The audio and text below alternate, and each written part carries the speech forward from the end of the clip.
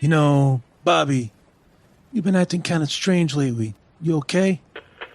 Yeah, just had a few personal problems. Just taken care of. Well, what kind of problems? I'll straighten it out. You sure? Absolutely. Don't worry about it. Where's my money? Where's my money? Do I look like I work for the telephone company? What's he doing? He's beating this girl. We got a $3 million hit about to go down over here. You don't like it? Turn your head. Come on, Gino. You let some dude get you pregnant? Guys, we're coming in. Gino's blowing it. Let's go.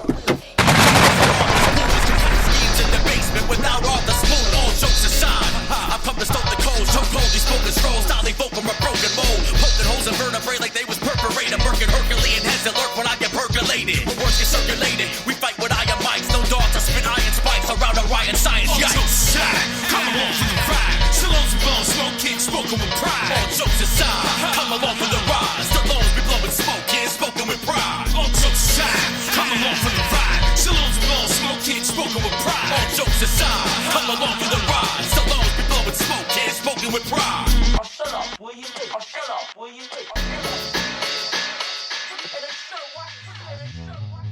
The braise on, so you know some shit's gonna go down. Italian salami. I-Roc. Trying to chew through this ketchup lasagna of a movie here. Hey, you got any, like, puppy dog food in here? Crack-fueled psycho party. Can we make The Godfather with less sleeves? Fewer sleeves and no mandolin music. So yeah, those sucked. Noted. Broadcasting live from inside the power band, this is The Blah. In this episode, everybody dies by the hand of Gino Felino. The Italian salami. The Italian salami. The Italian salami, Gino Felino.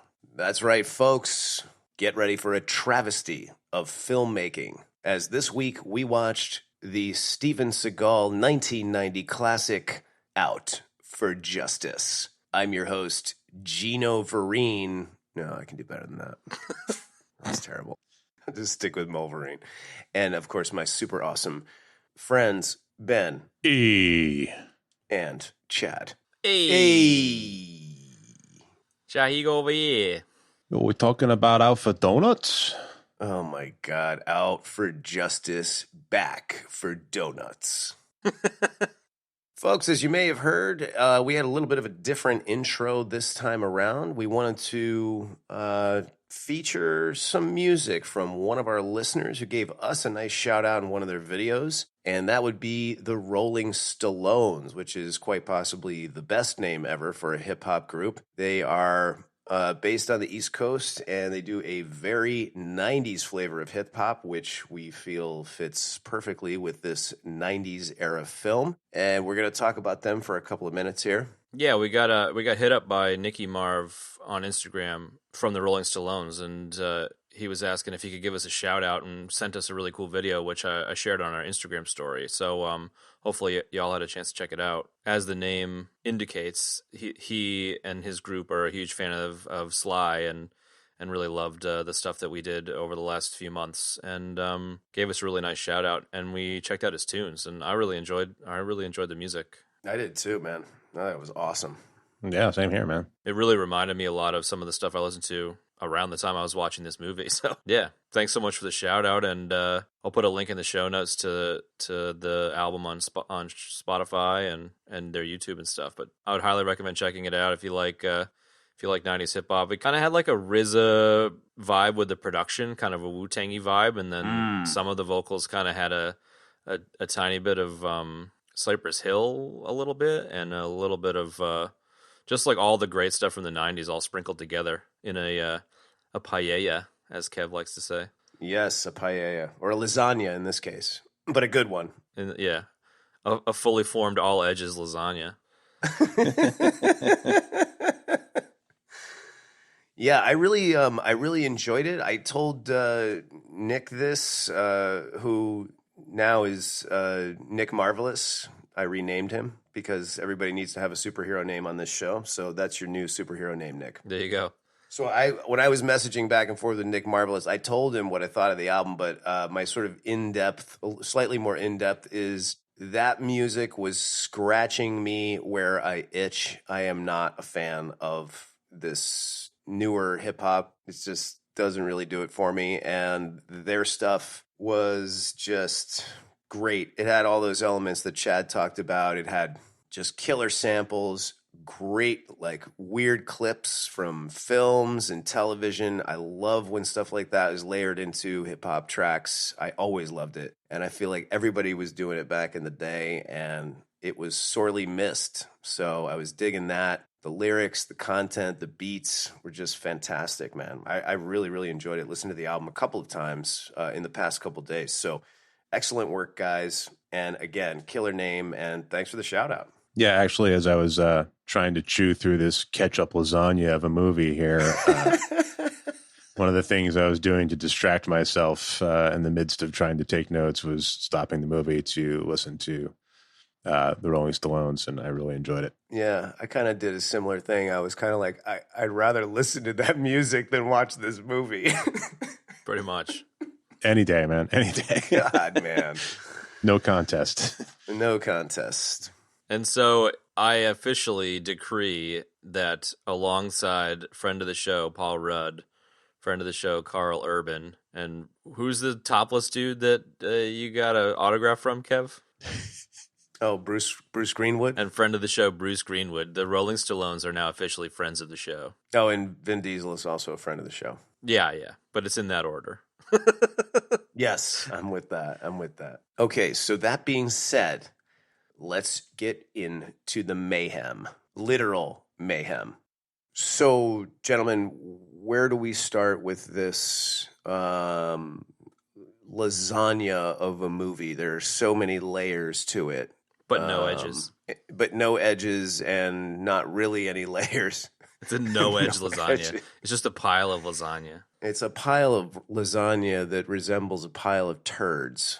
It's just a pan full of ricotta cheese with God. some noodles over the top of it. Yeah. And some ketchup. Because there's definitely nothing Italian about this movie. That's for damn sure. I mean, my God, man. From minute one, it's like, just every terrible Italian-American Italian Brooklyn movie trope, just trope of life is in this movie, and it's so bad. It's wow. But then you got to sprinkle in Seagal's like sleeveless black vest with his beret, which is Yeah. pretty much the best costume in movie history. I know, and the sleeveless black vest somehow resembles like a sleeveless gi top from martial arts, but yet it's kind of not. I don't know. It's all very this is all very confusing. 90s, the height of 90s fashion. Yeah, the height of 90s fashion. The berets on, so some shit's going to go down. Now he means business. The beret's on, and then he's like swinging a shotgun around while talking to his wife, who's partially estranged from. It's just the shotgun's all over the place. It's like, bro, there's like a crowd of people. Like, watch where you're pointing that damn thing. Well, not only that, but like I love that she's cleared to be in this middle of this horrible crime scene. Like, that's okay. Yeah. And doing the walk and talk with the boss. She's like, so what happened here, guys? It's like, what are you talking about? Who are you, and how'd you get through the police line? Yeah. Oh my God. We're getting ahead of ourselves. Should we rewind to the beginning? Because the beginning is juicy as juicy is. I mean, yeah, the beginning's pretty rough, man. I mean, it's just like you said, it's the most trope-tastic thing ever. Putting on a bust, stakeout, really horrible dialogue, which you've already heard, and then you just like Aikido throws a pimp into a trash can Through a windshield. Through a trash can, then through a windshield. Oh yeah, and his like red, alligator shoes or whatever sticking out. Mm-hmm. It's staggering how, I mean, the movie is devoid. Find a high level, Kev, please. I dare you. I dare you, man. Gino's blowing it. That line pretty much encompasses this entire movie. Oh man, Gino's blowing it again. You know, like there's this movie is so devoid. This is not a high level. This is as high as I can go. Okay, the movie is so devoid of intent and tension, and really anybody caring about anything that's going on. It's so flat, you know, like energetically. So he's asking his, quote, best friend in the entire world about his, you know, if he's okay. And as you heard in the dialogue, he's in the beginning, he's saying, oh, yeah, I just had a few personal problems. And he's like, oh, okay. And then he's like, oh, what's going on over here? Oh, there's a pimp smacking up one of his bitches. If you don't like it, turn your head. Exactly. But he's like, I can't turn away from this. So just forget about the police, the bust, man. We gotta sort this out. This is so stupid, dude. And the best bit is after just before he kicks the pimp's ass, the pimp's like, come on, Gino. Like, he knows him. Like, he's been on the streets. He knows exactly who the guy is. And it's like, there's nothing new here, Gino. You've seen this dude beat up on people a million times. Like, oh, he's gonna... Well, exactly. He's gonna blow a $3 million bust. Oh, Gino. Come on. Gino runs out of the truck like the building's on fire and there's 30 babies trapped inside, right? And Chad, I'm just going to make a small correction because it was even more mystifying than that, what happened in the beginning. So he walks up with his gun and his badge right in the guy's face. And this is one of my notes. The pimp's like, you know, who the fuck are you? And it's like, I'm a cop. Like, what are you not getting? My badge is in your face. Then he starts smacking the guy around. Then the pimp says, God damn you, Gino. And I was like, wait, does he know the guy or does he not know the guy? Like, what is going on here, man? Like, I don't know. You just look like a Gino. You look like everybody else. You're a Gino. You must be a Gino. Yeah. Oh, my God. Papa Gino. Papa Gino, exactly. So he chucks him through the window, and that's where the opening titles start. Steven Segal, out for justice. It's at this point that I started lamenting the fact that we probably got a bunch more Steven Seagal movies to do. I thought you were going to say it was at this point that I started lamenting having to watch another hour and a half of this shit. Well, that too, actually. Yeah, that included, of course. I actually did have that thought. Like, and again, not high level. I watched this movie when I was younger, and I remember it being awesome, but it was not. And when I got, I think, 15 minutes in, I was like, ugh, man. I looked at the counter on the on the video player, and I was like, oh boy. And yesterday, when I did my notes run, it was a slog. Oh my God. I kept looking at the clock, being like, when is this going to end? I couldn't pay attention to it. I couldn't. You kept getting distracted by other things, and you're like, oh, wait, I'm supposed to be watching a movie. I kept pausing it and like going and doing other things and then going back to it and then pausing it. And then, yeah, I was like getting through it in like 10-minute chunks. You're like, hey, I wonder if my toilet needs cleaning. That'd be fun. There you go. Where's the toilet spoon? the toilet spear. The toilet spear, sorry. The toilet spoon.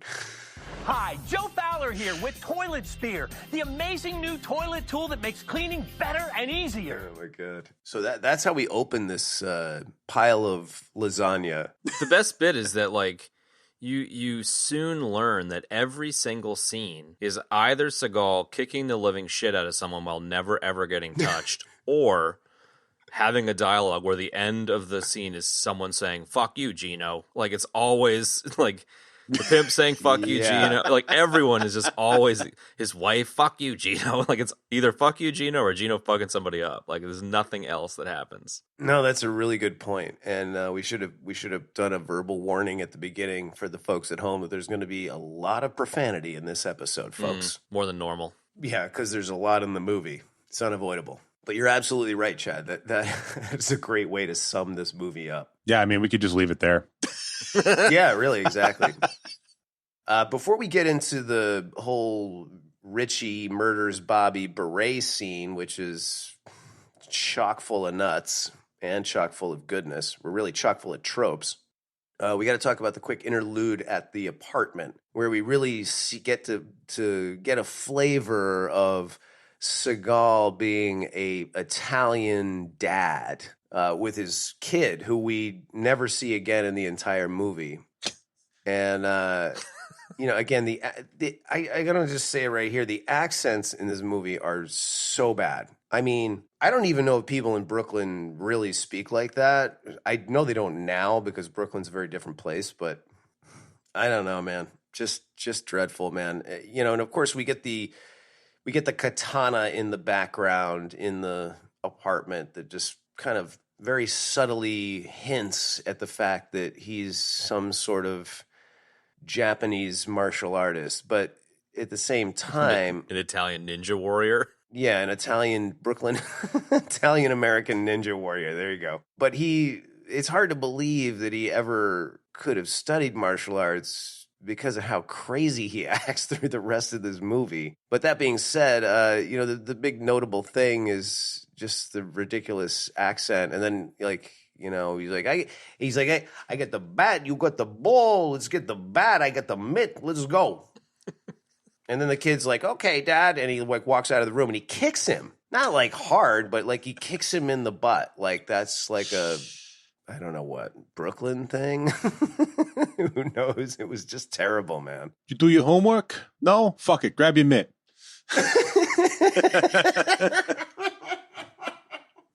Speaking of the accent stuff, William Forsythe, who plays the baddie in this, which I'm sure we'll get to in great detail later. Ooh. Yes. There was a has no accent. No. There was something I saw where Segal was basically like confronted him on set and was like, "You have the worst fucking accent ever," and the guy's like, "Dude, I grew up in Brooklyn, and you have the worst fucking accent ever, so shut the fuck up." And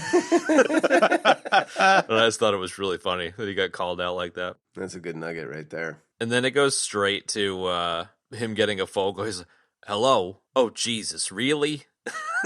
And then like the kid immediately like rolls his eyes. Like the dad does this all the time. Eye roll. Again, Dad. Again. Somebody got murdered again, Dad. We've Jesus. never even used that mitt and bat, Dad. Right, because every time we try to go to the park, this happens. Yeah, still brand new. And that's also the scene where we establish his super casual relationship with everybody at the police department, especially the dispatcher, whose name is Angie. Hey, Angie, you there? Yeah. Hey, I'm just gonna go take a shit.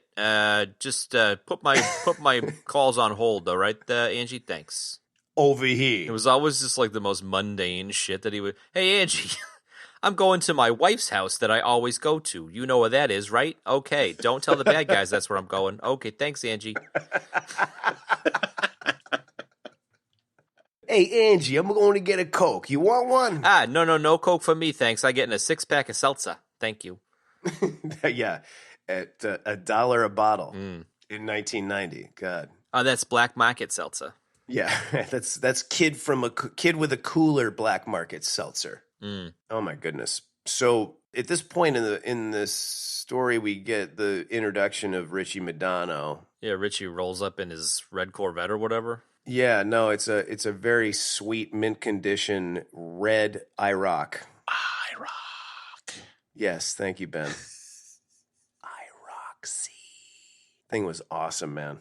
If you're gonna be like, when I think about rolling in Brooklyn with your homies, that's what I think about. 4 Italian guys in an I-Roc, I love it. I can't picture five Italians in that thing though. Isn't that one of those flip the seat forward, jam in the back like a sardine kind of things? Oh yeah, no doubt. 4 or 5 fully grown men too. Yeah, like teenagers or whatever. Yeah. So they roll out in their I-Roc, and Ritchie proceeds to kill Bobby Lupo, Gino's partner with the vague personal problems, and then we're off and running. And I will say that the one thing about this movie that's kind of the saving grace is that they don't jerk around. Like, they do get right into it. So it's like, within 10 minutes, he's on the hunt for Ritchie. It's not like they beat around the bush for 20 or 30 minutes and then he goes out and tries to hunt him. So I'll give this movie that one thing. Yeah. There's the high level, folks. That's it. That's all there is.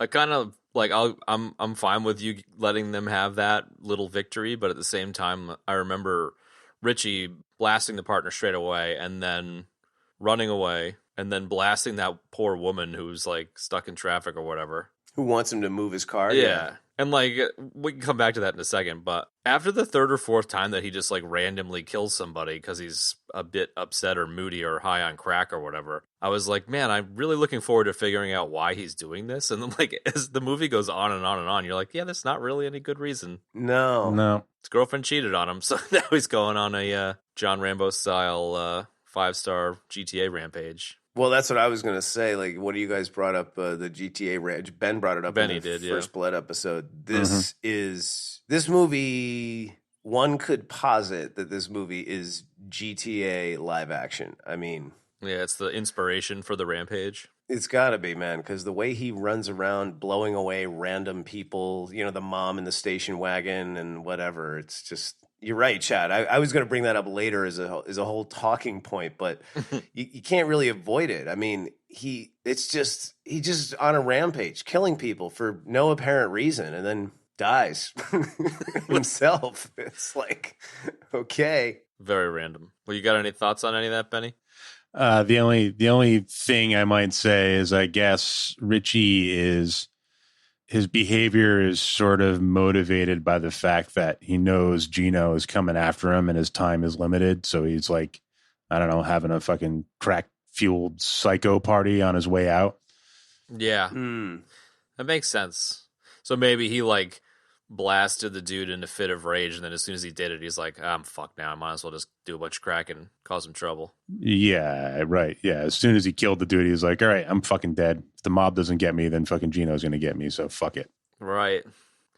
Not that, I mean, I guess that's motivation. No, that works for me. I mean, it's about all you need really for this work of Shakespeare. Turn directly into crack Hitler afterwards. A little Faith No More nod there. Hell yeah. So what's next? Well, I mean, we sort of dove into the beret scene. Gino rolls up with his karate gi top with the beret. What? What's so funny? I'm just thinking, the mental picture is making me laugh. It is. It's very funny. It's very funny. His very snug black trousers. He's like Colonel Trautman's kind of like loser son. He's kind of got the Colonel Trautman thing going on where he's like, I don't like sleeves. Okay. I borrowed my dad's beret. I borrowed my dad's beret. That was all like Segal's like choice. He's like, listen to me, I got a great idea. I'm going to put a beret on in this scene. It's going to be dope.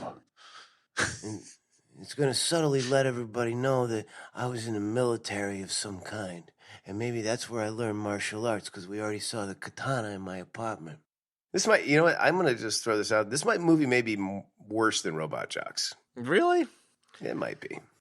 It's a tough call. I don't know. I kind of watched it, and as I was watching it, I was like, this is bad, but there were some kind of, it's very similar now that you mention it in terms of like, it has its moments where you kind of laugh or you're kind of like, that was interesting, but overall, it's very similar. Yeah.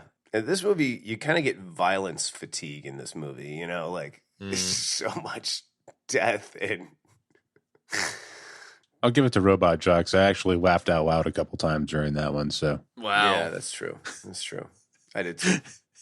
This one, I was just like kind of face palming the entire time. And wondering how this movie achieved such popularity, because it did. It's one of the Segal people. It's like one of their favorites. It is. It is highly regarded amongst the Segal faithful. That this is, So Vladimir Putin, one of the best. Pretty much, yeah. Him. Jumping back into the beret scene. I love how we're 2 minutes in. We're definitely on the hardcore play-by-play right now. Oh boy. Woo. I'm trying to. I think once we get past like some of the establishing stuff, though, it'll move along a little bit quicker for sure. Yeah. Because this is where we first meet the captain, who's played by a excellent veteran actor, Jerry Orbach, who played Lieutenant Briscoe on Law and Order for years. He was in Dirty Dancing as the dad. He was in FX. A lot of great stuff. I don't know how he made his way into this film. Is that the only time he's actually in the film? Well, I thought that too before I did my second watch, Ben, but there's a couple other very short scenes with the captain, who's like Gino's best friend. Okay. And Jerry Orbach, he's not even able to elevate this film in any way, which is sad. But we also get his wife, who, perfectly capable actress. It's just, I feel like Segal wrote this movie. It's so terrible. And it's so ambiguous in this part. Like he's like, "Oh, don't worry, Vic. I'll make it to the divorce hearing in the morning in one piece." And it's like, it's very ambiguous what the deal is with their relationship pretty much throughout the whole film. You know what I mean? Like she's like, "Oh, Toni only gets one weekend a month with you." And this is one of my notes. And then they're talking about the divorce hearing as being tomorrow, the next day. And I was like, so wait, you already have a custody agreement and you haven't even gotten divorced yet? Like, I didn't really understand what the hell was going on with that. Oh, don't worry. In 45 minutes, he tells some weird story in a bedroom and she's like, "I still love you." And then they make up, so it's okay. Well, here's the thing, that setup for everything, with her and with his son, even, like, I had forgotten about it by the time it got to that part later in the movie. And I was like, what the fuck is going on? Did they forget to, like, delete the scene or something? It's like, I totally forgot about the previous scene that sets you up for it. So that's right. How much of a nothing burger was, yeah. Oh, it was like weirder than a nothing burger. It was like a Duncan Ghola burger, man. Like it was like one of those burgers on a donut. It's a burger on a Ghola, Chad. A burger on a Ghola. Burger on a Ghola, and it's a meatless sandwich. It's like zombie meat made in an axolotl tank. In an axolotl tank, exactly, on Ix. If you had an undead burger, would that meat be meat, or is it just like undead meat, so it doesn't count as meat, so it's also vegetarian? Would undead meat be vegetarian? That is a good question. Is there a difference between dead and undead in terms of meat quality? Well, I mean, if the vegetarian, perspective in this particular case, hypothetically, was coming from the place of like animal cruelty, well, technically the animal's not dead anymore, so you should be all right with it, right? I would think yes. And also, since we're talking about humans, there's sort of the animals don't really come into play, number one, and then there's also like a cannibal kind of element, right? Too. This is an interesting cul-de-sac. Unless you're talking about a zombie cow or something along those lines, which is totally possible. Yeah, it was kind of more zombie cow, yeah, like an undead cow. Why aren't there more zombie animals in zombie movies? I don't know. I wish there were. Kind of give us a better insight into the zombie world. Yeah, I mean, I don't know. Surely there'd be zombie cows. Yeah, I mean, the zombie movie genre really could use a little bit of a fresh perspective. So, what if all the people weren't sick, but the animals were? Huh? Yeah, and they were running around trying to eat the people because the people have been eating them for so long. Yeah, I like it. Yeah. Ooh, you could actually have a scene where, like, cows, like, attack a person and, like, shred them. Yeah, totally. Mauled by a cow. I'm totally getting Kung Pao Enter the Fist Ninja Cow kind of in my brain. I can't get it out. But... Oh, yeah. Moo! Yeah. I think it might be better than Out for Justice. I don't know. Yo, that sounds way better than Out for Justice. Yeah, exactly. What was the Duncan Ghola thing, Kev? I derailed the fuck out of that. It's okay. Said it was a Duncan Ghola burger, but somehow was more than a nothing burger. We were talking about the divorce and the wife and the kid, and yes, that whole nothing burger of a story arc. Yeah, exactly. Did you guys hear you must have, the Segal got jealous of Forsythe's performance, so like cut a shitload out of the movie? What? Yeah, I was actually going to mention that when you were on about, Segal giving Forsythe shit about his accent. Apparently, Segal was jealous of William Forsythe's performance, so he had them cut a bunch of shit out of the movie, and I guess like the montage, like part, a bunch of that stuff ended up in that. Yeah, Yeah, absolutely. There's two montages. Yeah, so evidently those 2 montages are what was salvaged from cutting like a half an hour plus out of the film. So it wouldn't surprise me at all if there was some divorcee stuff in all of the footage that hit the cutting room floor.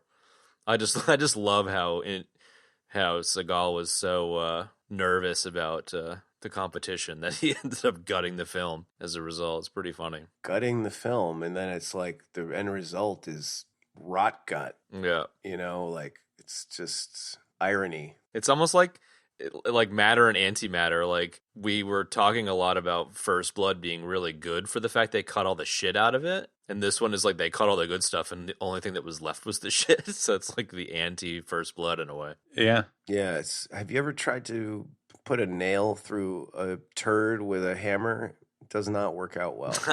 I have not. For anybody. I have not tried that, but I imagine it'd be pretty easy to put a nail through a turd, to be honest, but... It's messy, though. Yeah, true. And it doesn't end up holding very well. That's the thing. Oh, I gotcha. Yeah, that makes sense. That was a fun little analogy there. That was a fucking top to bottom death, my friend. Yeah, that was good. What do you mean, like all of us? Oh, no, just you for talking about how well a turd nailed to a wall will hold up. I'll take that death. Yeah. There was no wall mentioned there, though. It was just putting a nail through a turd. Oh, okay. He wasn't nailing it into something? Right. If you had mentioned nailing it into a wall, that might have, created a little more complete of a picture there. But you were just imagining it just grabbing a turd in his hand and just like thumbing a nail through it? Yeah, I was talking about nailing 2 turds together because that's what this is, like a string of turds. Oh. Okay. Talk about oh my lord. Moving right along. Right along. So I just wanted to add that their marital status, I don't know, whatever. They cut it out of sequence, placed it in the movie out of sequence. It's just a terrible mess. Because when they hook up later, and she's like, Gina, you want to come in for an espresso or something? And he's like, yeah, I could do that. And then, Let me bring my puppy dog. Yeah, right. Oh, my God. We'll get to the dog. Don't worry. I got plenty to say about the dog. He goes inside, and, she's like, what's the kid's name? Toni? Oh, Toni needs a father, and I need a husband. I'm talking like for real over here, like lifetime deal over here. And he's like, yeah, I'm with that. And then that's it. That's the scene. And then you're just more confused. What'd you say? I could do that. I could do that.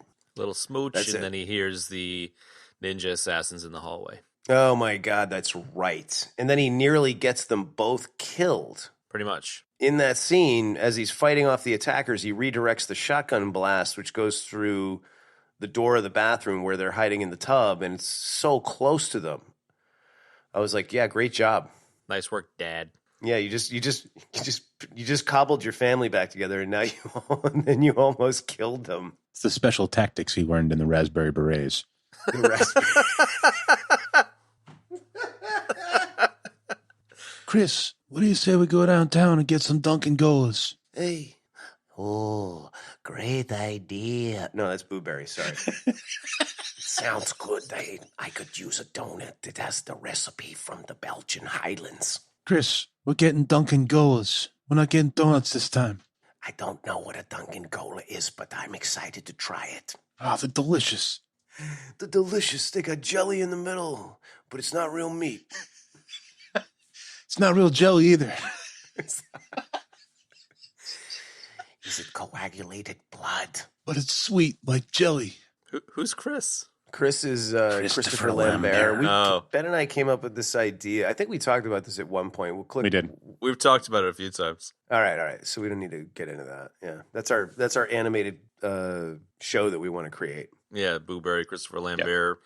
Belgian Highlands. Well, yeah, Booberry is possessing Christopher Lambert. He lives inside him. Yes. Because their voices are so similar. And then they live with Steven Segal, who makes donuts in the apartment. Yeah. Oh, that's right. Segal was part of this. Yeah. And Segal is always confused about whether he's talking to Boo Berry or Christopher Lambert. Gotcha. Right.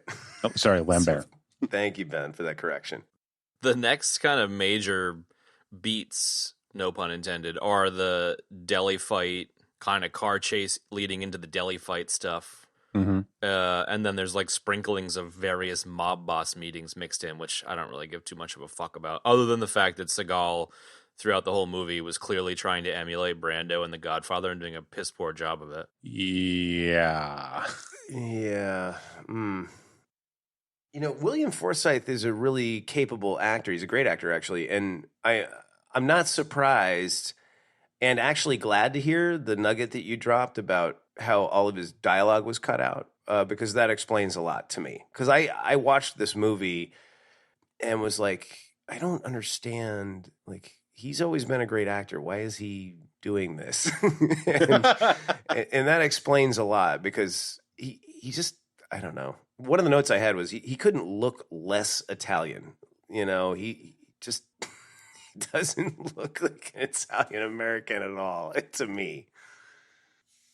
So I thought that was an interesting casting choice, I guess. But if you're going to cast an actor that's capable, then cut all his dialogue. It's like, who cares? You know, you're just doing him a disservice. Yeah, once I read that, I was the same. I was like, oh, that's why the movie was so all over the goddamn shop. Yeah, exactly. I did have a note about Bobby Lupo's wife. I felt like she was just really pushing it way too hard in most scenes and not achieving normality. But it kind of fit in a way, you know, like, because of how cardboard Seagal is, like, you want the, like, hysterical, dramatic bullshit in a way. Like, it kind of fit. Yeah, no, you're right. You're right. I mean, I felt like she was crying, like, when her husband got shot, and I was like, this is so not believable, you know? But you're right. It does go with... Was it the, like, 7 ketchup packets that they smeared on his tracksuit out in front of the veggie stand that made it believable? Or Totally, man. Ketchup packets. it was like, I don't know if you guys did this in your school, but we used to have ketchup packets in our school, and we'd put them underneath the legs of the seats in the cafeteria, so when the kids sat down, it would, like, explode and just spray all the other kids. Did you ever see anything like that? Oh, my God, yes. Yeah. The only thing that would have made that scene more believable is if she came running out with a bunch of scratchies. That would have been, yes. So she was like secretly a lottery golem? Yeah. She was secretly scratching away, and then she heard gunshots. And she's like, hang on, I got to finish scratching this. And then she came out a minute later and was like, oh my God. Bobby's been shot. Wow, I can't believe we're still there. Well, we're jumping. We're jumping. I picked a point in my notes. That's all. I could have picked something else. Sorry. But she didn't want Toni to see his dead father, so she had Toni cashing in the scratchies that she won. That was what was happening, I think. Well, no, not Toni. Toni was Seagal's kid. Her 2 kids. Oh, all right. Whatever her kid's name is. Right. Who cares? To be fair, Mulvey, to be fair, this is Italian New York. Her kid's name was probably Toni as well. That's right. You're right. I'm sorry. What am I thinking? It's Anthony. Yeah, exactly. We're going to go trope-tastic on this. They're all named Toni. Tony. Ooh, good 90s band, man. It feels good. Oh, Feels good. feels good.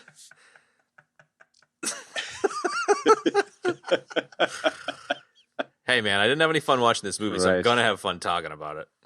Well, exactly. That's the whole idea, man. We're releasing all of our angst after having to sit through 2 viewings of this. I wish I had that 3 hours of my life back. All right, let's shift gears then. We got car chase into deli fight. Just one small thing. When he does, before he blows that woman away at the beginning in the station wagon, he says, stop the car. And then he says, give me the pipe. So he has ordered his crew to stop the car just in the middle of the road, just so he can take a hit of crack. Hey, man, I mean, sometimes lighters can be tough, you know? And then, right. And then the lady's like, hey, will you move your car? It's just so ridiculous, man. All right, move on. I love how I keep trying to push us forward. Like, well, in the opening credits, I got one of my opening credits notes. Don't get me started on that. I can go there. You don't want me to do that. You don't want me to kev that hard, dude. What was the movie that we saw? Was it Cobra with the car chase where they ended up underneath the boat or whatever?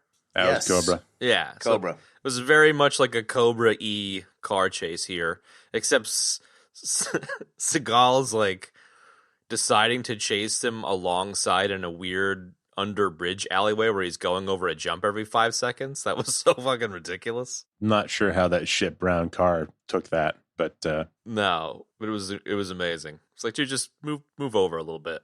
I mean, that was, well, so he pulls up to the kid with the cooler. I mean, he has a little conversation in Italian. Well, first he finds the dog, right? So I don't even remember where he was going. I don't even care. The dude throws the dog out the window, gets the dog, throws the dog in the car. Then he sees the kid with the cooler who sells him a $6 6-pack of plain seltzer.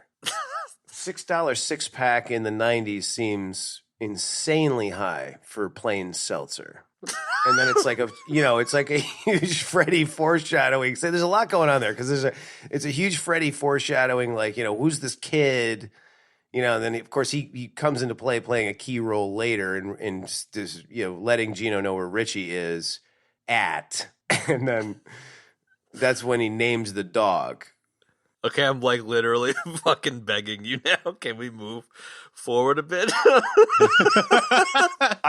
on, with the whole thing about the dog. The whole thing about the dog is important. I'm fucking man. begging you, bro. Can we move on to the fucking car chase? Yeah, but that is the. Hold on. So I'm almost there, dude. If you stop talking, I will get through this very quickly. I haven't been talking in like half an hour, bro. Shut up. So this is the part when he names the dog Goraggio. I don't know. I mean, inflation would have really said that, inflation would have played a big part in the seltzer water. So I don't know what was going on there. What were the writers thinking? Hey, you ever been in Brooklyn on a hot summer day? You pay anything for a nice ice cold seltzer. Exactly, That's man. it. And then we meet Goraggio, the dog. Goraggio. Courage the Cowardly Dog. Chad, I put that 6-pack thing in my notes because I knew that it would drive you mental. Well, mission accomplished, dude. Mission accomplished. Car chase, go. George Bush on an aircraft carrier. Mission fucking accomplished. All right, go. Car chase. I just want to move on. I don't give a fuck about the car chase. They chase each other in a car, and then I think a scene that's worth talking about is the deli fight. Like, that's just utterly ridiculous. May I just comment that I thought the car chase was actually pretty good? Sure. Like, it was pretty well shot. It was pretty good. There's nothing like seeing two big V8 rumblers freaking duking it out in the streets of Brooklyn like that, man, And his car, the Chevy Impala, is a classic.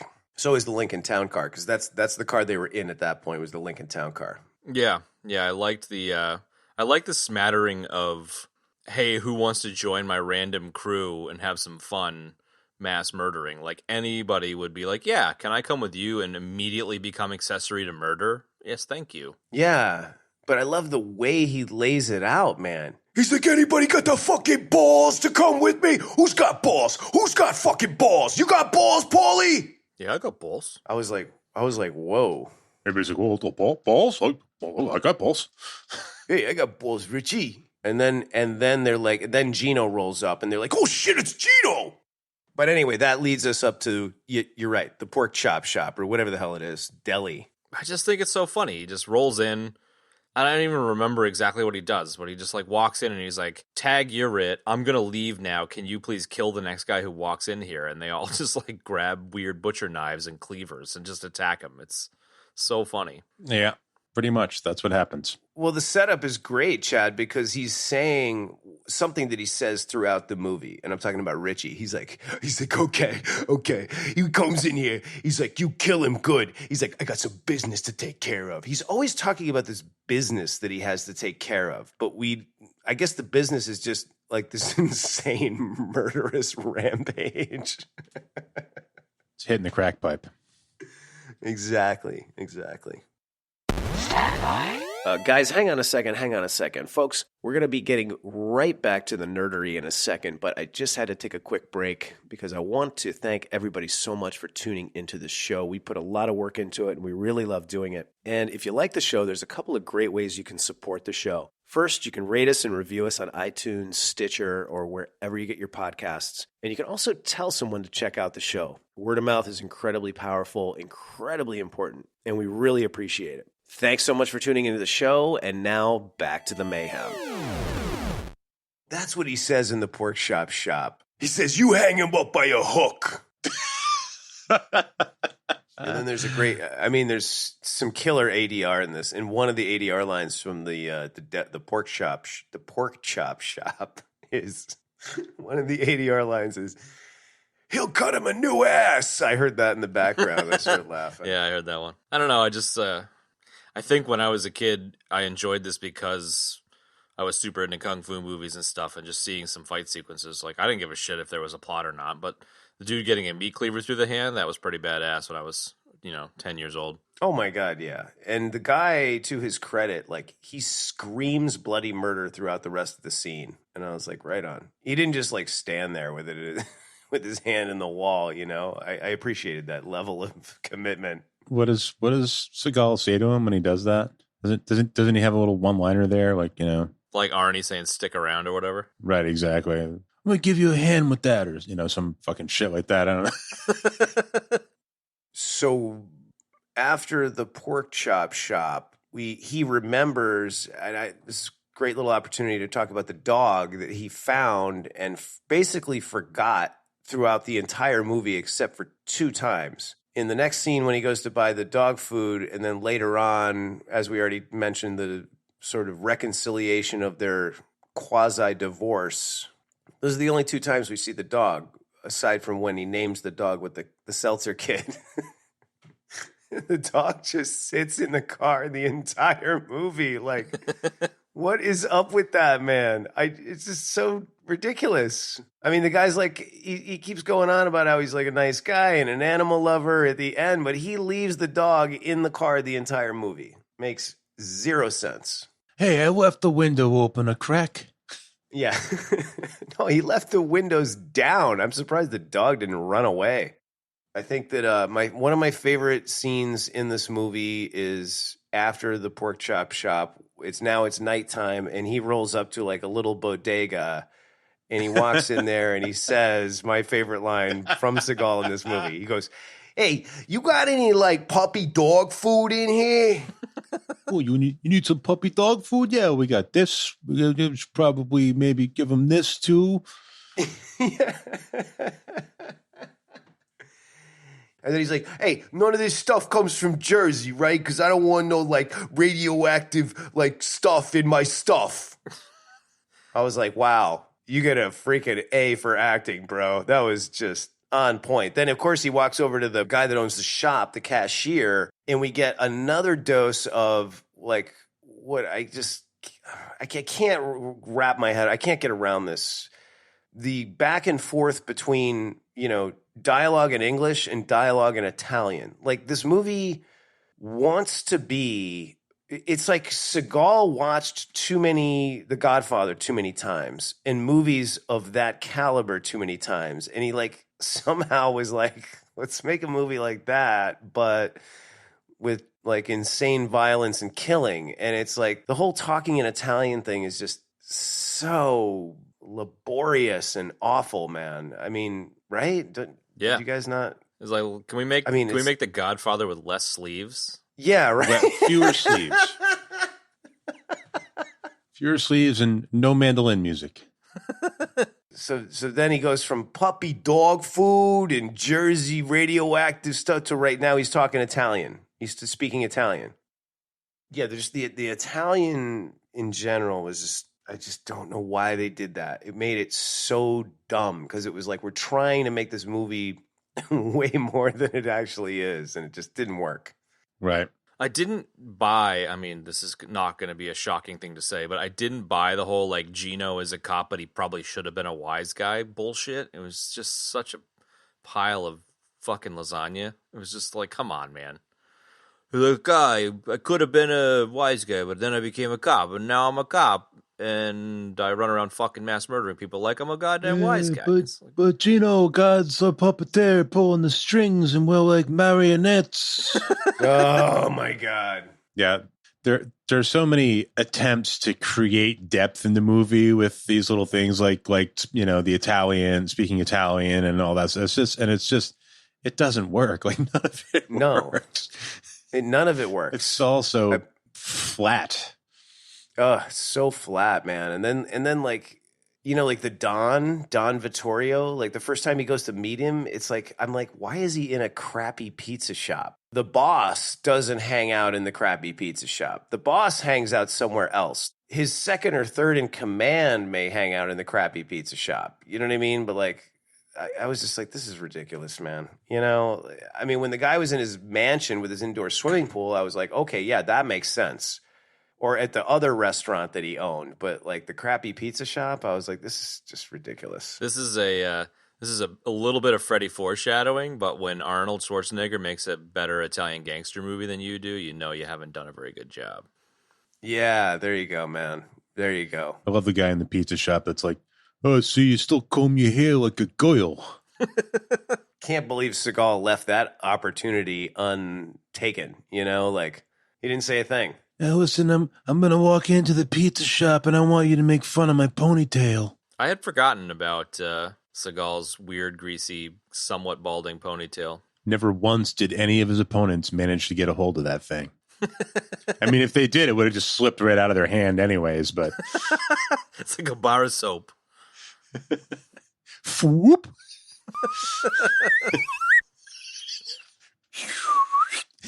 Insert a slide whistle there. I don't even know what you classify these as. You said it a minute ago, Ben, like the attempts to heighten the movie with these ridiculous anecdotes throughout the course of the movie were just utterly painful to watch. Oh my God. Like there's a bunch of them too. And okay, so when he goes and meets the boss the first time, it's like they're the best buddies in the world. Like Chad was saying, like, we don't, this kind of ambiguous, like he would have been a gangster if he didn't become a cop, And so the boss is like, oh, Gino, you're one of the family, you're one of us, like, da-da-da-da, it's our system, we got to do it our way, blah, blah, blah.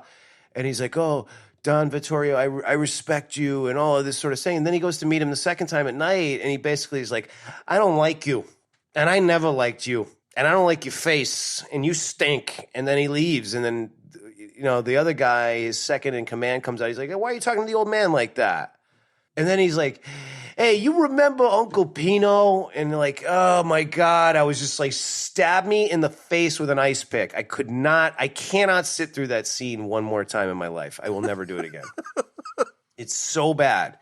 And he's telling the story about Uncle Pino, and then he finishes the story, and the guy's like, yeah, maybe we're all like puppets on a string, and God's the puppeteer. And it's like the story goes nowhere, and it has absolutely nothing to do with anything that's going on in the movie. Nothing to do with anything. Oh my God, I was so. There was an old man who would go around shopping in knives. Oh, was he your father? Yes, he was my father.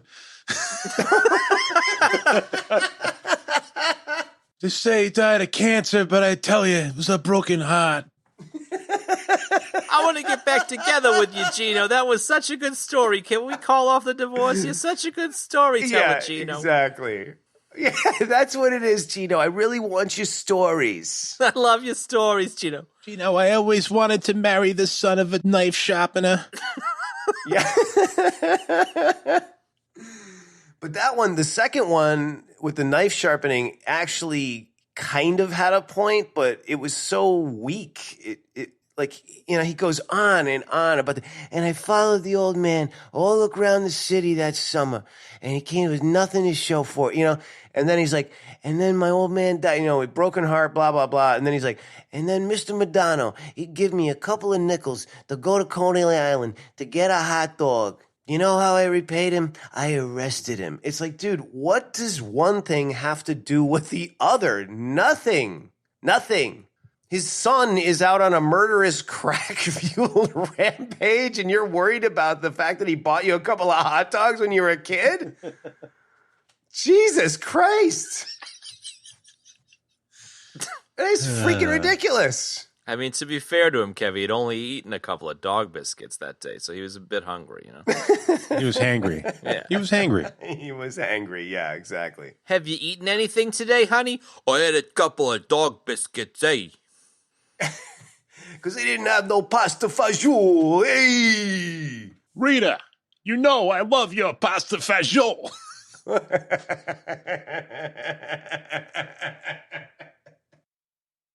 Anyway, so yeah, those sucked. Noted. Yeah, noted. Moving right on. We time hopped over the billiard parlor scene. I think that would be worth touching on. Oh, that's very worth touching on for numerous reasons. The billiard ahead. scene and the corkscrew in the end are the only two things I remembered. I mean, the billiard ball and the towel thing is like quintessential Segal. Definitely. It's like one of the top 5 scenes in any of his movies in terms of like rememberability. You knocked out my fucking teeth. Dude. You know, the names of all the guys in the pool hall are fantastic as well. And there's a lot of deliciously terrible ADR in there also. That's a long scene too, man. It's really long. So the guy that owns the pool hall is Vinny Medano, played by Anthony DeSanda. And that guy he's just got the Brooklyn tropes down, man. There's no question about it. That guy he played the exact same character in New Jack City, and he was exactly the same. And then you've got, the tattooed guy's name is Tattoo. I mean, come on, man. The guy that's holding the sticks. What's his name? Sticks. It's like, for real? Does anybody know where Ritchie is? Anybody remember seeing Ritchie? Ritchie? You know Ritchie. You seen Ritchie? What about you? You seen Ritchie? I feel like that just goes on and on throughout the entire scene. Like, that's the scene, dude. That's it. You just nailed it. Anybody know why Ritchie killed Bobby Lupo? But it's almost like a NASCAR race because he just keeps doing fucking loops in the same direction and keeps sticking the guy in the phone booth every time he comes around. It's like, yeah, and he keeps asking the same questions, and nobody says anything. Nobody gives up a single thing. Like, they all get the absolute shit kicked out of them, and nobody says a word. So good. 5,000 for his badge. Then dude in a Vanilla Ice tracksuit jumps up. Oh my God, man. This movie is populated by almost more tracksuits than robot jocks. But that's the other thing, Chad, that gets said by the other guys in the pool hall is, you ain't nothing without that badge and gun. You ain't nothing without that badge and gun. You ain't nothing without that badge and gun. Like 3,000 times. Then he finally takes the badge off, takes the gun, takes out the bullets, blah, blah, blah. Then he really just kicks the crap out of everybody. And poor Richie's brother, man, he is like he's a punching bag, man. He is like the redheaded stepchild that just keeps getting beaten on in this movie. It's like first the mob guys come in, they rough him up. Then Segal comes in, breaks his nose, and smashes his hand on the bar. Yeah, drops the bar door on him. That was rough, man. Yeah. Oh, it's great. And then then Ritchie finally comes in. He kicks him around, beats him up. It's really something, man. And that guy, he's got a great line. One of the other things I remember, there's 2 other things I actually remember from the days of yore watching this, and that's when he goes, if Ritchie comes in, I'll call you. I promise, on my mother's eyes. And I don't know what that means. I've heard it in a bunch of movies. It just sounds so vacuous and vapid. Yeah, I don't know, whatever. Very vacuous. You want to segue into the Aikido stuff? Yeah, let's talk about that for a second. Because we pretty much covered everything else. What is the lead-in for this? So Segal is a 7th Dan Aikido practitioner who walked out on his wife and dojo in Japan to pursue a film career. Because he's a winner. Yeah, that's it right there. Okay, so Steven Seagal has the honor of two things in the Aikido world. He ushered in greater public awareness of the martial art and popularized the martial art as once these movies started coming out, attendance in Aikido dojos went through the roof and all these, super celebs in Hollywood started studying it and all this sort of thing. And he also holds the distinction of absolutely ruining Aikido for the entire world with his just like ridiculous buffoonery, man. And as serious practitioners of Aikido, Jarhigo and myself, I find it very disturbing. And it's very sad as well because, he's all like, now he's all involved in like MMA and all of this stuff. And he's claiming that he's like, teaching this guy this kick that, won him the championship and all of this sort of thing. And, I would say maybe a third of those people are taking him seriously and the rest are just openly kind of denouncing him. The rumor is that he's been paying MMA guys to say that he's been helping them train. Really? Yeah, really. Well, he reached his sainthood in Tibetan religion because he donated enough money as well. That was what I also heard. So yeah, it's sad to me personally as somebody that practiced Aikido, and I technically still do, even though I haven't practiced in a while. It's an incredible martial art with some incredible principles. It's a very non-violent martial art, but it's upsetting to me as a practitioner that he did this, or by acting the way that he has and what he's done has sort of ruined the good name of Aikido that he helped create in the beginning. Like, it's such a weird snake eating its own tail kind of situation. Yeah, not to mention that a lot of the stunt work in the movies, it, sort of perpetuates the, people come running at you and, you throw yourself kind of a thing. Like, people always say that about Aikido. It's like, oh yeah, I don't know, that old guy's not doing anything. He's just like, his students are just throwing themselves around for him, like that kind of a thing. And certainly, most people who practice Aikido would definitely avoid, pinning somebody to a wall with a cleaver, or whacking people with a pool ball fucking cudgel. Yeah, I mean, look, if I could take anything in this episode to a high level for a second, I'll say this. What drew me to Aikido was the fact that there were no attacks and that it was about restoring peace and restoring order and neutralizing conflict. Because the reality of it is, I can very much say that, like, we know every way to destroy each other. So when I learned what Aikido was about, that's what I really liked. And I think that's what the world needs. It's more of that kind of thinking. Anybody who's practiced martial arts, good martial arts with good instructors, knows that it's really about improving your life. It's not about going out and beating people up and destroying other life. So that's what makes that whole element even more kind of upsetting. Okay, everyone, line up. Aikido is about getting out there in the world and kicking some fucking ass. Wait, what? Yeah, exactly. I think the fact that Seagal, like, obviously, if he is a 7th down black belt, which I presume he is. No, he's legit. Like, he's obviously put in a lot of hard work. So it's interesting that he chose to kind of travel down the various paths that he chose to travel down. Because, ending up, Vladimir Putin's best buddy, with a bunch of, assault allegations. Like, the one thing that kind of bummed me out about watching this was, like, I watched and I was like, yeah, whatever. And then I started reading about it and I was like, man, this guy's a fucking dick. And it just kind of, like, soured the whole thing for me. So it's a little close to home for you guys with the fact that he kind of took a turd on Aikido. But, yeah, it's just surprising how much of a douche the guy seems to be. Well, yeah, man. I mean, it's the double whammy of, like, popularizing it and then literally destroying that popularity. Yeah. And its reputation. That's the thing that's so upsetting. We ended up in a dark place. Let's pull a Yui.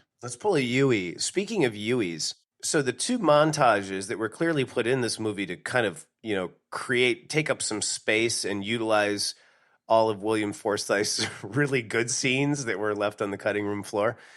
A lot of those montages just, like, have Seagal riding around through, like, empty kind of wasteland parking lots, like, just doing circles, like, It's Ritchie over here, like Cruising the strip. it's just terrible, man. He's not even cruising the strip. He's like cruising like the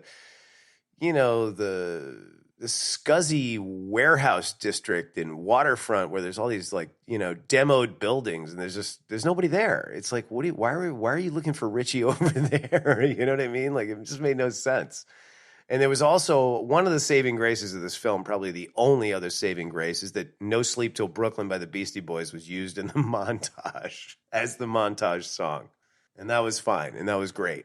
You know, it was pretty funny. Like, I think it was when he met the kid, the Seltzer kid, and he was like, "How's your mother?" It immediately made me think of that really funny Andy Samberg, Mark Wahlberg thing that he did. Say hi to your mother for me. That's it. Say hi to your mother for me. Yeah, that was what it was. I kind of have a theory that kid was supposed to be the son of the girl at the end. Like, I don't think he was calling Segal to say, Richie's here at that house that he always used to hang out at. I got the feeling that it was like, Richie's here at the house with my mom. Because, like, when he's selling seltzer, he's like, how's your mom? Is she kind of back in the good foot kind of thing? Yeah. So wait, you're positing that the woman in the Polaroid? No. The woman that Ritchie keeps going and like forcing to have sex, who was clearly like a former prostitute or whatever, or like a Julianna Margulies, man. This is her first role, like her first big film role. So I kind of got the vibe that Julianna Margulies was the mom of the kid, in the sense that would like, make more sense than just the kid tipping him off. Yeah, exactly. And he was trying to save her, and she was obviously trying to clean up her act or whatever. It was insinuating that she was a former prostitute. I don't know if it was crystal clear that was the case, but that was the vibe I got. Yeah. Wow, that is, I could totally see that. Kind of on the Julianna Margulies tip, like, she was awesome. I think she really made a name for herself in ER, if I'm not mistaken. She did, and then The Good Wife, Yeah. which may still be airing. And Gina Gershon as well was in this, and I was like, oh, no shit. As Richie's sister. Yeah, those were some random scenes. He goes into the restaurant, is like, yeah, who's the girl with the tits that could dial a telephone or whatever the fuck it was. Yeah. Oh, my God, that was dreadful. The dialogue between him and Gina Gershon, like... Say it, Ben. I know what you're thinking, man. How you doing, Patty? I can still get it wet. Oh, my God. I can't believe you can still eat with that mouth. God, I can't believe you actually put your pen on the paper and that came out. So gross, man. And I love the scene where he, like, tosses her into her chair in the office and then just, like, walks around kind of dramatically throwing paper around the place. It was just the most cringy bullshit. Monologuing, yeah. Well, that was one of the notes that I had, Chad, was that, like, there's a bunch of points in the film where he just starts randomly throwing things. Like, I mean, there's just seemingly there's no thought process there. Like when he goes into the pool hall at the beginning, he's like, nobody's seen Ritchie. Nobody wants to talk. Oh, what's this? A glass? Throws it smashes. Then he starts smashing other shit. And then the papers in her office, that made absolutely no sense. Yeah. Yeah. And then he just like opens a drawer, finds a weird revolver and arrests her. And like the whole like arresting the family to keep him away from Ritchie. It's just like, it was the most half-assed fucking plot ever. It was just so dumb. It made about as much sense as Tex jumping out of a hole in the wall in Robot Jocks, Geronimo! Oh, how about the abuse of disabled people in this movie? Oh my God. With that guy in the wheelchair at the chop shop? What the fuck, man? Like, I was like, what the fuck? It was pretty rough. I got nothing to say to it. It's just like... Yeah, they brought that dude in just to kill him, basically. Like, just to make fun of him and then kill him. Like, okay, I could somehow wrap my head around, okay, I'm crazy on crack, and I could see how maybe you ratted me out because the police just busted through the building, and I'm going to shoot you. Like, that I can get behind. But, like, all of the abuse from the time they walked in up until that scene was, like, just... I was like, no, this is freaking wrong. Just no. It was terrible. It was cringy. It was. I don't think they needed to sell Ritchie as a psycho anymore. They had already made it pretty clear that he had snapped or he was kind of, off his rocker. So it was pointless. Yeah, you're right, Chad, because I feel like almost every scene they're somehow trying to up the ante, continuing to sell you on the fact that he is psychotic. And it's like, bro, we got that in the first 5 minutes. Like, I got that when he stuck his hand on one side of a woman's head and then shot her other side of her head. It was just like, exactly. Like, I got the crazy bit there where he almost blew his own fucking hand off. Yeah, I don't need any more than that. I was going to say the exact same thing, Chad. It's like, I don't need you to sell it to me like 20 more times in the movie. It was funny, man. It was almost like they kept needing to make it crystal clear that Segal was like the good guy, Buddhist saint, and everyone else was horrible. Yeah. But like, I mean, that's all it really did was sort of make Gino look less of a crazy person, because he's really kind of nuts too, man. He just beats the crap out of everybody. That's interesting, though, because I hadn't really thought about it until just now, but he's just such a scumbag throughout as well that there's almost no good guy in this, you know? Like, he's the invincible dude who defeats, you know, and gets revenge and defeats all the baddies. But he's also, like you said, running around smashing shit and beating on people and just, like, it's... And intimidating people, and everybody's afraid of him. So it's like he's the same as a criminal. Yeah, but it was over the top. We're basically there. There's the showdown... Corkscrew to the fucking head. I love the bit where he blows the guy's leg off and then the guy talks about it for half an hour. But his reaction is so vanilla. He's kind of like kind of in pain. It's like, dude, you would either be in shock or in mortal agony, you know, like. I tell you one thing, you'd be on the fucking ground. You wouldn't be hopping around like a pogo stick. No, you wouldn't be hopping around talking about it, telling everybody in the room like, he shot my leg off. It was funny. But I very much remembered the corkscrew to the head. As soon as he was in the kitchen, I was like, oh, this is the one where yep, there it is. I don't know how a corkscrew to the head kills somebody, but okay. Yeah, that was, you know, whatever. That was just such an ass beating with ketchup. You know, it was like ketchup packets and Segal just beating on him. Yeah, Richie's face looked like it was covered with like raspberry jam or something. What? That came from his raspberry beret, right? So the mob guy shows up, he pulls his gun out and then shoots Ritchie. And he's like, oh, Frank, you did the right thing. Now you can, you know, whatever. Like, everything's okay. You guys took care of business. And then he's like, just throw him in a trunk in Jersey. I was like, oh my God, dude, you have watched way too many mob movies. In this case, Goodfellas. But at the same time, like, you could have ended with this, you know, like, Segal using the dude's gun to blast Ritchie and all the stuff he just said, and just like roll credits right there. But then they had to go to get popcorn and hot dogs and run into the dog car again. Like, I loved that closing scene. I was amazed it wasn't a fucking freeze frame at the end. Dude, oh, right? Like Chips, totally. Like Grossman with the coffee, dude, totally. You took the words right out of my mouth. Yeah. I mean, there's some great dialogue in that teeny little scene too, man. Like she goes, oh, you know, I could go for like a chili hot dog with cheese and like some chili fries. And then he goes, hey, Vic, not for nothing, but it's 9:30 in the morning. You eat here, you're going to have gangrene by noon. I missed that bit. And then we finally see the dog guy again. And he has, I got to say, this is actually probably one of his better lines in the movie. He goes, hey, yo, fuck nuts.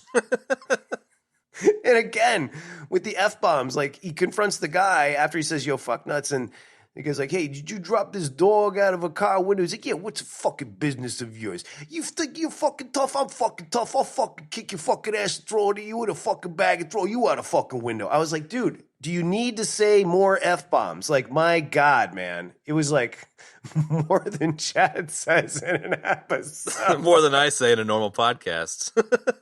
Exactly, man. But, you know, when we're doing the podcast, you're saying a lot of funny things and a lot of insightful things. There's nothing like that in this movie. There's really nothing funny or insightful in this movie. No. Oh, it was dreadful, man. But it ends with the dog pissing on him, too. Like, they really just dial it up to 11. Hey, here's a police dog. This might be, like... the bottom of your algorithm. Oh, my God, yeah. If there was a Kev algorithm, this would definitely might be at the bottom. All right, well, Nuggets, stats, ratings then, huh? Y'all got any? Nuggets? No, the whole movie is a nugget, and we already talked about that. I've got some. Nice. My first nugget, the word fuck is said 114 times in this movie. I am so glad you just said that because I almost started counting and then I was like, I don't have the energy. That's it. Two, they're more Segal nuggets than movie nuggets, but, one of them is a movie nugget. So Styx, the guy in the bar room. Yeah. He's a real guy, man. Yeah. His name is Dan Inosanto, and it turns out he was one of Bruce Lee's best friends, and he taught Bruce Lee how to use nunchucks. Ooh, that is cool, man. So I kind of like the fact that the dude who taught Bruce Lee how to use nunchucks was in this movie. I kind of don't like the fact that he gets his ass kicked by Segal, but hey, that's all right. Yeah, I would rather have seen him be triumphant. And you got to say it as we said it in the 80s, Chad, nunchucks. Nunchucks, man. You got to mispronounce that shit properly. My final nugget is that Steven Segal worked on some Bond films as a stunt coordinator or like a, whatever. Not a coordinator, but like a stunt guy. And he accidentally broke Sean Connery's wrist during production of Never Say Never Again, which I thought was an interesting nugget. Get the hell out of here. I don't even believe that. Are you for real? I'm telling you, I'm for real. Yeah, he might be responsible for Chuck Connors as a result of the time off that Chuck Woolery needed to take after he broke his wrist. Wow, dude. I love how you just weaved that all together right there. It's great. I have one small nugget. It's not a nugget. This movie has the worst credit scene ever on the face of the planet. And here's why. Because after you sit through the hour and a half of this absolute dreck and F-bomb lasagna, you have to rewatch the movie during the credits. Like they show sections of the film during the credits. And I was like, why are you torturing people like this? It was awful. As if you're supposed to already be nostalgic about those scenes. Yeah, exactly, Ben. Oh, I wish I could watch the movie over again right now. Yeah, I wish I could hear Segal go over here again. I might be wrong, but when I put together the show art for the different, when you listen to the episodes in a podcast that supports show art, the show art changes to like a movie-specific show art. And when I do, Jesus Christ, I'm absolutely just fucking telling the worst. I'm telling a Segal story. It's going fucking nowhere. You are. It is like one of those stories. So it fits. When I do the research to find the show art, I end up like screenshotting the movie as we go. Like you see, so like, oh, that might be a good one. I'll just pause this movie for a second and do a quick screenshot. Definitely, dude. And we got to the end of the movie, and you're watching these credit scenes, and I was like, oh, these are actually pretty good. They might make good show art. But then I started realizing that, like, because the credits are on it, I wanted to go back into the movie and find that scene. And I kind of think that almost all of the credit stuff is like B-roll footage or like different takes or not quite in the movie. Because, like, it's kind of in the movie, but I couldn't find a lot of the stuff. So I kind of feel like Segal went in and was like, I want more of me in this movie. Can we put more of my shit under the credits? And, like, it wouldn't surprise me if that was what happened. No, I'm positive that's what happened because it was all B-roll stuff, or not B-roll, but just stuff that got left on the floor, and he would totally do that. But he couldn't not have more shots of him in the movie. Exactly right. I could just see him in the editing suite talking about himself in the third person. You know what this movie needs more of? Me. It needs more me. Let's get some shots of me at the end during the credits. I think people will love that. Well, as a segue to the next segment, at least you didn't have to watch a Star Wars movie. That is true. Okay, so that's nuggets. Let's do deaths. There's quite a few actually. The only death in as related to show lore was by me with that ridiculous hammering a nail through a turd. That was pretty good. Analogy. I mean, it was pretty funny, but there was some sort of death and resurrection there. Like, I don't know. Yeah. And I just did the show's first segue death. That was why I said the word Star Wars. That's right. You did die right there. So that was it. 2 deaths. Ben didn't have a death, and he didn't need to. Whoa, you did? Avatar. Matrix. That was my Tex Geronimo moment right there. Geronimo! All right, so we each had a death. 1. That makes for a perfect MDK, perfect murder, death, kill. Yep. And then the other deaths were basically all of the actors that were in this movie, aside from Segal. They all died because their careers died when they did this terrible movie. I'm amazed at how much I really enjoyed this movie when I was younger, and I just found it offensive, deplorable, and just sort of generally awful in this round. I'm so excited to be the highest rating on this movie. I can't wait for that.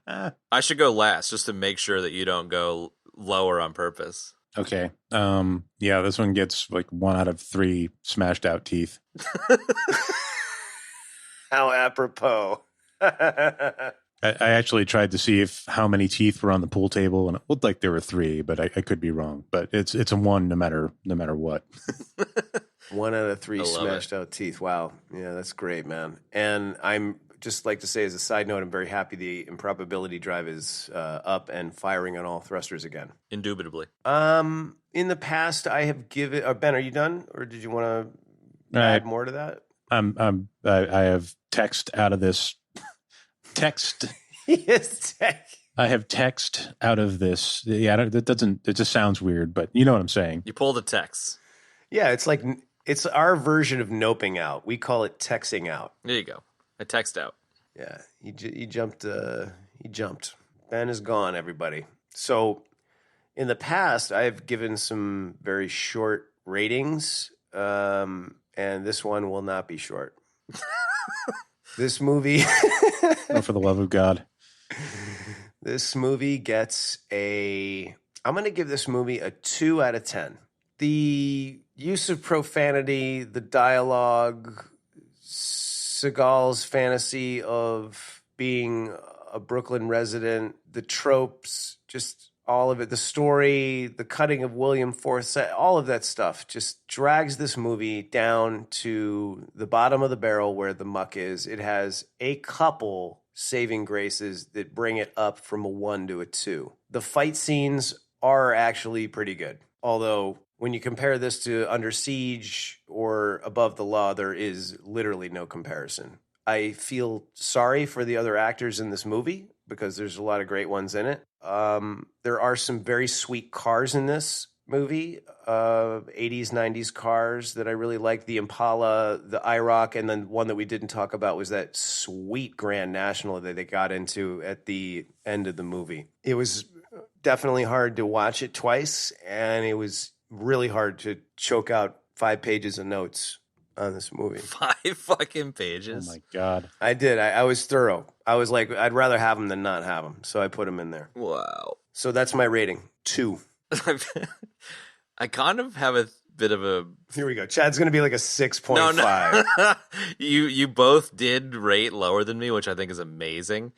But I kind of feel like the double watch is the problem, or one of the key problems. I can't remember which movie it was, maybe a dozen episodes ago, but I stopped watching the movies more than one time because I started hating them on the second watch, and I think you might consider the same thing. Because it sounds like on second walkthrough, you both wanted to just fucking text out the window. The only thing that saved me was the Rolling Stallones. There you go. Exactly. Listening to those guys got you fired up. The bottom of the algorithm is broken. We've discussed this ad nauseum because I've never rated movies that I didn't think were good, so it's very sparse pickings down there. It's mostly just a bunch of MCU movies. But I think that Out for Justice is better than Robot Jox. And I don't know if I should stick with where I've rated this, but I'm going to anyways. I think it's better than Bloodshot. Wow. I don't think it's better than Raw Deal. And I kind of love the fact that, as I mentioned earlier, Arnold Schwarzenegger pretending to be an Italian mobster beats this, because definitely it goes to show that Segal was trying way too hard when an Austrian giant can do a better Italian mobster than you can. I agree. And I think that Bloodshot is better than this movie. Do you? But I get where you're at. Yeah. Well, I think that this is better than Bloodshot, but I recognize that that the rating may not be super accurate. And as I said, the bottom of the algorithm is a bit messy, but I do very, very strongly feel that Raw Deal is better than this. So this ends up at a 3.7, and that's strongly in meh territory. So I do think it's a meh movie. I don't think it's bad, Meh. but I certainly don't think it's good. And I love that Ben's 1 out of 3 teeth mathematically works out to a 3.33, and that's still lower than my 3.7. God damn. You are just always the opposite of us, man. I just think it's hilarious. I think it's hysterical, man. I love it. And it drives me crazy at the same time. I'm like, why can't he just hate something like we do? Yeah, I don't know. Like, I watched it and was like, whatever. Don't really fucking care. Didn't love it, didn't hate it. Like, obviously, the acting's terrible and whatever. But yeah. I just love that I'm always rating it different than you guys. I think it's fucking hysterical. I love that, too. I do. I do love that. It just rubbed me the wrong way. Fair enough. What, that he's always different, Ben? No, the movie just rubbed me the wrong way. Like, Ugh. I don't, yeah, exactly. Ugh. I'll tell you, so you know what I've left out of my rating is that the thing that absolutely plummets this movie is the freaking wheelchair abuse. That was just even in the 90s, man, it was like, good Lord, dude. Yeah, it was pretty bad. Just quickly, I want to remind everybody to stick around after the credits as we will be taking you out with a cut from the Rolling Stallones album, Volume 1, Cause for Concern. The track title is Savage Fury, which we felt was apropos for this ridiculously savage film. We'd also like to thank Nick Marvelous and the rest of the Rolling Stallones for giving us some of their music to include in this episode. You can find them on Bandcamp, and you can find them on Instagram at Rolling Stallones. So definitely check them out and check out the album Volume 1, Cause for Concern. It's excellent. And now, Algorithm, what do we have coming up for next week? I'm excited. I know the folks at home are. We will be closing out our John Carpenter, and I'm blanking on his name, Kurt Russell, John Carpenter, Kurt Russell trilogy with The Thing. Kurt Willis. Oh, shit. It's Kurt Willis, man. You know what they say about Kurt Willis? Seagrams, golden white coolers. It's wet and it's dry. Ma.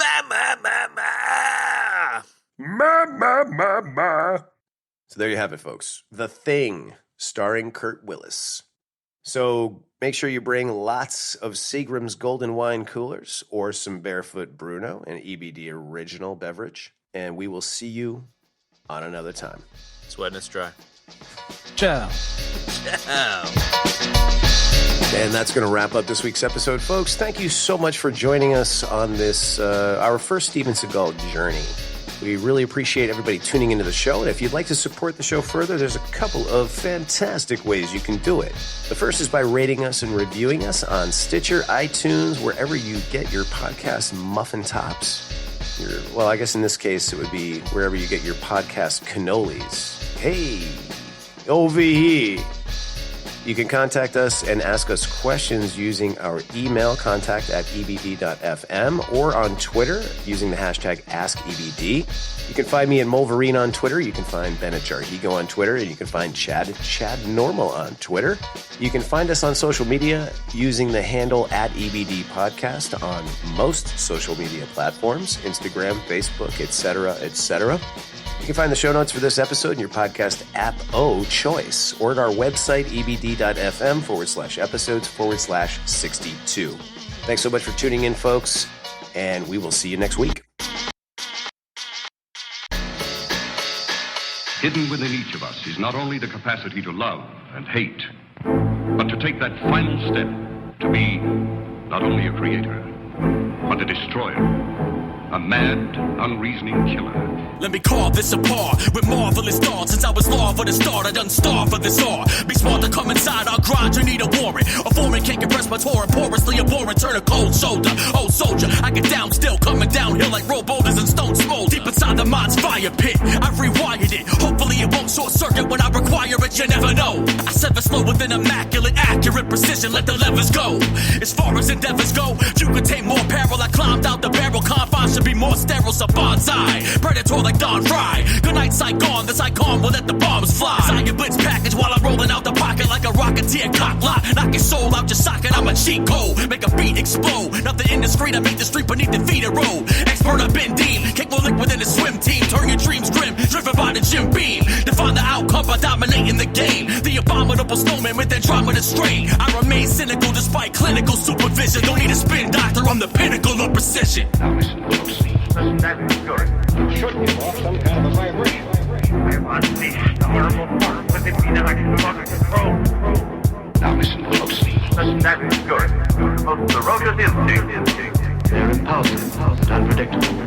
This is the world we have to conquer. Every verse a meditation of expert devastation, stripping codes of rules and explanations, lost sensations, overload receptors, overthrow pressures, lock your bedroom door and barricade them with your dresses. With bittersweet nostalgia and tears in my eyes, I gotta slaughter this disorder till only the strong survive. I'm Nick Marvelous, the reason why you're fatherless. Formerly storming, now I level your metropolis. Coming off sabbatical to show these bastards it's radical. My methods are surgical, precise, tactical, merciless with a purpose. There's nothing you can show me. Toss the suckers like Hans Gruber off the top of Nakatomi.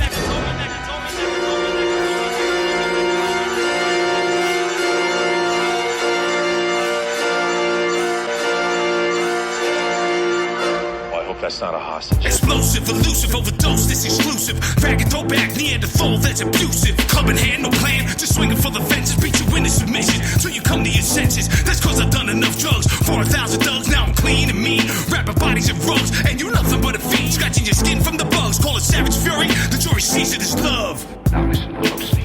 That is good. It should give off some kind of a vibration. I have unleashed the horrible force within me that I can no longer control.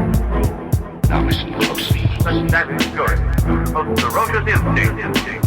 They're impulsive and unpredictable. This is the world we have to conquer. Now listen closely. That is good. It should give off some kind of a vibration. I have unleashed the horrible force within me that I can no longer control. Now listen closely. That is good. The most ferocious instinct. They're impulsive and unpredictable. This is the world we have to conquer. Now listen closely. That is good. That is good. Now listen closely. That is good. That is good. Now listen closely. That is good. And ladies and gentlemen, as Chad Walsh, Tiny Tim. Tiny Tim as the prostitute.